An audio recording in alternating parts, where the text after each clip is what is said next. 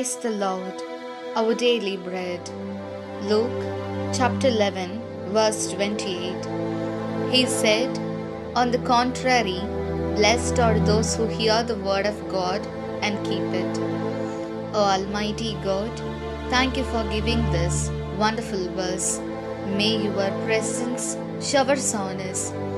O Lord, there is a great difference between those who believe in you and those who obey you.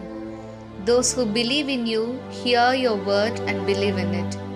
But those who obey you put those words into practice in their lives. Therefore, bless us to live as a people who grow like seeds that fall on good soil and bear fruit for others, not like the seeds that fall on rocks, thorns, and along the path. We ask this in the precious name of our Lord Jesus Christ. Amen. அன்றாட உணவு. லூக்கா அதிகாரம் 11 இறைவார்த்தை 28. அவரோ இறைவார்த்தையை கேட்டு அதை கடைபிடிப்போர் இன்னும் அதிகம் பேறு பெற்றோர் என்றார். அன்பின் தகப்பனே, இன்றைய நாளிலே இந்த இறை மன்னாவை கொடுத்ததற்காக நன்றி ஆண்டவரே. இறைவா, உம்மிடம் நம்பிக்கை கொள்பவருக்கும் உமக்கு கீழ்ப்படுகின்றவர்களுக்கும் அதிக வேறுபாடு உண்டு. உம்மிடம் நம்பிக்கை கொள்பவர் உமது இறைவார்த்தையை கேட்டு அதன் மீது நம்பிக்கை கொள்கின்றார். ஆனால் உமக்கு கீழ்ப்படுகின்றவர் அவ்வார்த்தைகளை தம் வாழ்வில் கடைபிடிக்கிறார்.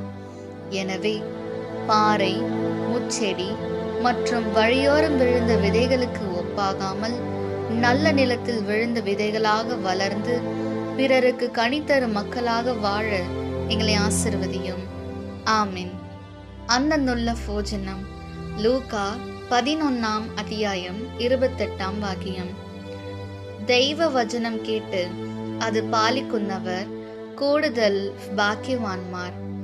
ദൈവമേ, ഞങ്ങൾ അങ്ങയുടെ വചനം കേൾക്കുന്നവരായി മാത്രം ജീവിക്കാതെ ഓരോ ദിവസവും അങ്ങയുടെ വചനം അനുസരിച്ച് ജീവിക്കുന്നവരായി മറ്റുള്ളവർക്ക് നന്മ ചെയ്ത് ഫലം പുറപ്പെടുവിക്കുന്നവരായി ജീവിക്കുവാൻ ഞങ്ങളെ അനുഗ്രഹിക്കണമേ.